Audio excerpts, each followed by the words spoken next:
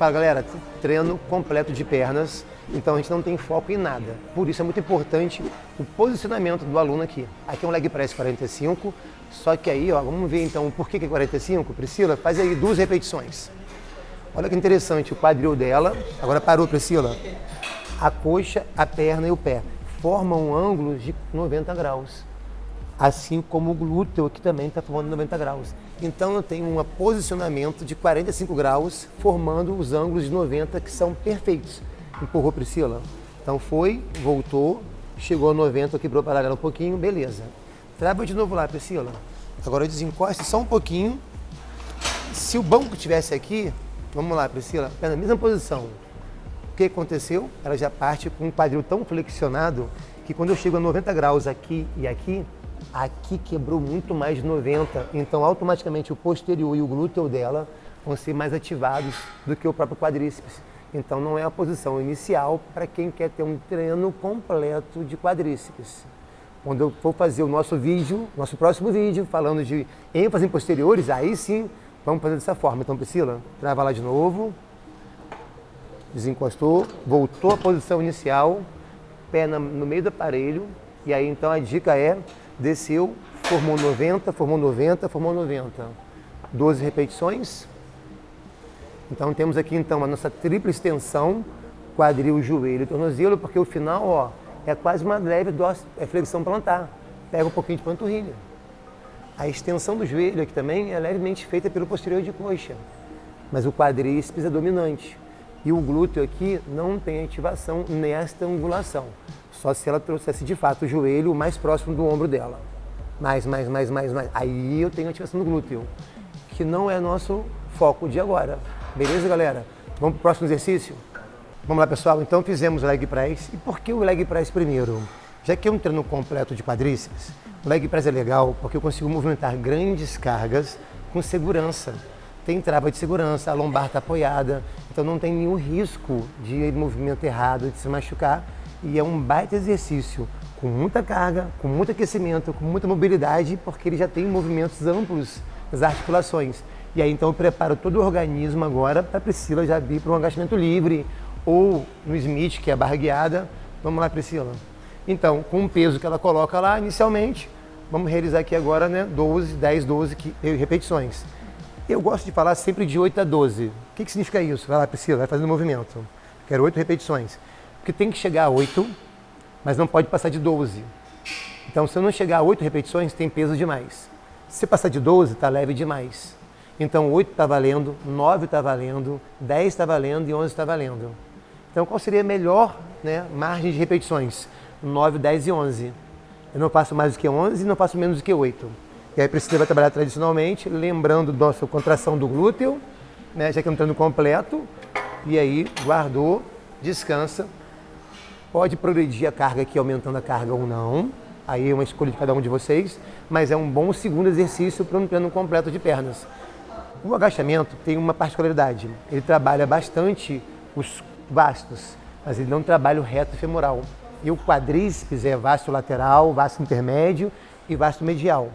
E o reto femoral. Só que neste caso aqui nós temos um que a gente chama de paralelograma ou insuficiência de Lombard. O que é isso? O paradoxo de Lombard é um nome que se dá quando um músculo biarticular trabalha aqui em cima e trabalha lá embaixo, está se alongando ao mesmo tempo que o exercício está acontecendo, ele perde sua eficiência. Então, o agachamento não é bom para ele. Então, para ser um treino completo agora de perna, eu preciso aumentar um pouquinho do volume da cadeira extensora e usar uma estratégia que daqui a pouquinho eu mostro para vocês. Continua no vídeo comigo. Galera, então olha só, fizemos então lá, né, nosso leg press, fizemos nosso agachamento. Então, cansou o quadríceps, óbvio. Eles são prioritariamente músculos, né, exercícios para quadríceps. Pega um pouquinho de tudo, bem pouquinho. Então, para descansar essa região agora, dar um foco na região posterior, é importante trabalhar de forma antagônica, quadríceps, posterior de coxa, mesa flexora, ou cadeira flexora, ou flexora de joelho, não faz diferença. Priscila, deitou aqui. Vamos ajustar então aqui para a Priscila aqui, ó. Eu preciso estar o calcanhar dela apoiado, o joelhinho fora do apoio. O joelho não pode ter impacto do joelho na mesa. Puxa lá, Priscila, vamos ver se está tranquilo. Está tranquilo ou está curto? Então, beleza, vamos trabalhar com o movimento completo, puxando até o glúteo Uma estratégia interessante nessa máquina é vai lá, Priscila, desceu, subiu. É puxar e segurar aqui, ó, aqui em cima, aqui, ó, 1, 2 e descer. De novo, 1, 2 e descer. Uma outra estratégia é vai normal e desce 1, 2, 3.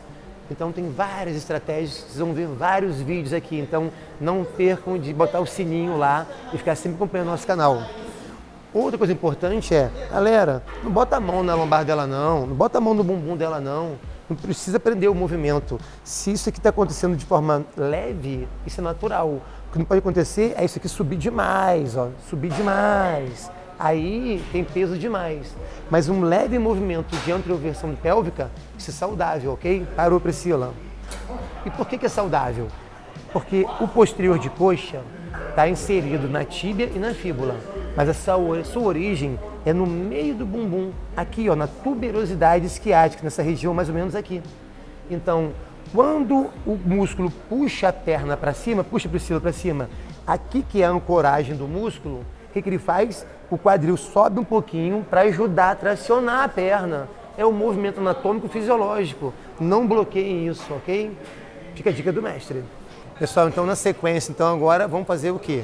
Dar ênfase ao quadríceps, já que os exercícios de leg press, agachamento e a flexora não estão focados, né, 100% no quadríceps como um todo.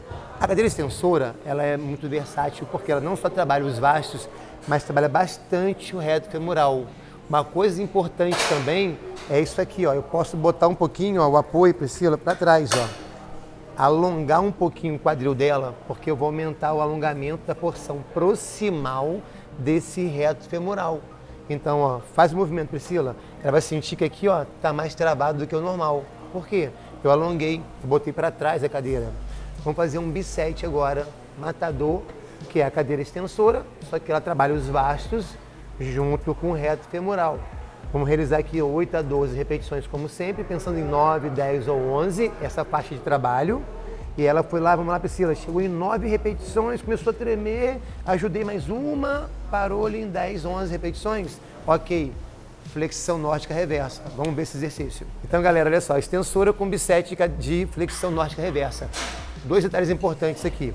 O pé pode estar vivo e, inicialmente, eu recomendo o pé vivo. Por quê? O calcanhar, vai, Priscila, serve como um freio. Às vezes o bumbum bate ali e já ajuda a voltar. E o pé vivo te dá mais suporte. Assim é muito mais difícil. Assim também trabalha muito mais o alongamento do quadríceps, força muito mais. Então você tem que ir evoluindo do pé vivo para o pé morto. Outro detalhe importante, que às vezes sobrecarga é segurar o peso no peito, não é isso? Não necessariamente. Eu posso simplesmente fazer isso aqui, ó. Botar o braço dela para cima. O braço para cima aumenta o braço de resistência dela, fica mais difícil, ó. Deixa o braço aqui atrás, Priscila, aqui, ó. Agora vai.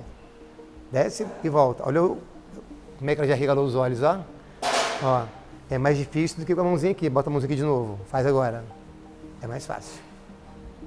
É mais fácil pela coordenação motora, pelo braço de resistência. Então, a evolução da flexão nórdica é do pé vivo para o pé morto, da mão no tórax para a mão para cima. E aí você tem então um bisete matador para o seu reto femoral.